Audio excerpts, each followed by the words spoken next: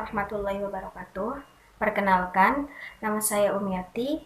Saya mahasiswi Universitas Nasional, program studi D4 Kebidanan.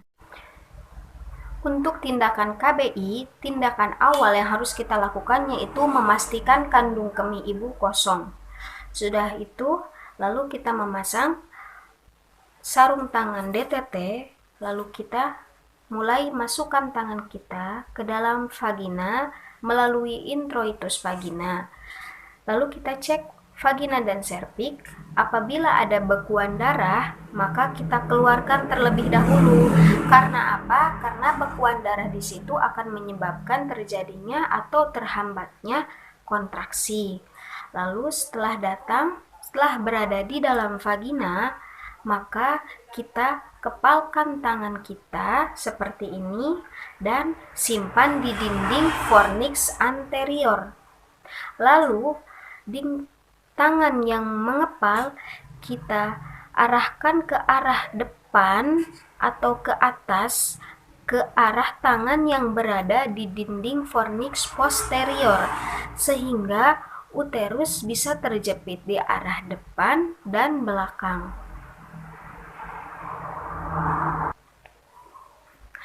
Kita pertahankan kompresi ini selama 5 menit. Kompresi ini dapat memberikan tekanan langsung kepada pembuluh darah yang berada di miometrium sehingga merangsang miometrium untuk berkontraksi. Apabila ada kontraksi, perdarahannya berkurang, maka kita lakukan KBI selama 2 menit kembali. Setelah itu, kita keluarkan tangan kita dari dalam vagina, lalu kita lakukan manajemen aktif skala 4. Akan tetapi, apabila kontraksi ada tetapi perdarahan masih ada, maka kita cek kembali apakah di vagina atau serviks ada laserasi atau ada robekan. Apabila ada, maka kita lakukan penjahitan. Lalu, apabila dalam waktu 5 menit masih ada perdarahan dan kontraksi tidak ada, berarti kompresi ini tidak berhasil. Apa yang harus dilakukan oleh bidan apabila kompresi ini tidak berhasil? Maka tindakan yang harus dilakukan yaitu KBE. Apa KBE? KBE adalah kompresi bimanual eksternal. Baik, untuk tindakan KBE, tindakan awal yang harus kita lakukan, kita harus meminta asisten untuk menyimpan tangannya di dinding abdomen dan di dinding belakang korpus uteri, yang sejajar dengan dinding depan korpus uteri. Usahakan untuk mencakup dan memegang belakang uterus seluas mungkin. Dan untuk melakukan kompresi ini, tindakan yang harus dilakukan yaitu dekatkan tangan belakang korpus uteri dan depan korpus uteri sehingga anyaman pembuluh darah yang berada di anyaman miometrium bisa terjepit secara baik. Lalu penolong memberikan 0,2 mg ergometrin secara IM dan 600 mikrogram misoprostol. Ergometrin jangan diberikan kepada ibu yang memiliki hipertensi. Kemudian pasang infus RL dan berikan 20 intraunit oksitosin ke dalam 500 cc RL 60 tetes per menit. Lalu penolong melakukan KBI kembali. Apabila dalam waktu 1-2 menit belum ada kontraksi dan pendarahan masih ada, berarti kita harus melakukan rujukan karena atonia uteri ini bukan atonia uteri biasa. Sambil membawa ibu ke tempat rujukan, maka teruskan memberikan infus dan uterotonika dan lakukan KAA. Apa itu KAA? Kompresi aorta abdominal.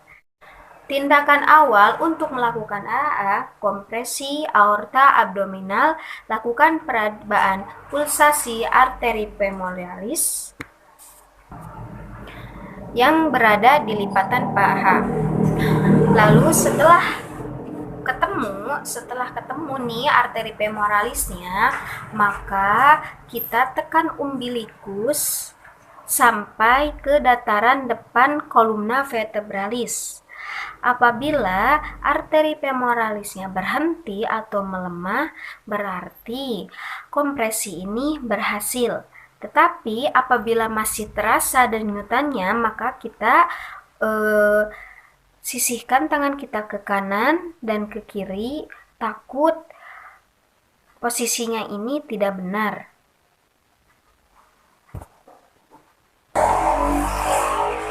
Kita pertahankan tekanan yang menekan umbilikus, tangan kita yang menekan umbilikus sampai arterinya itu melemah atau perdarahan berhenti.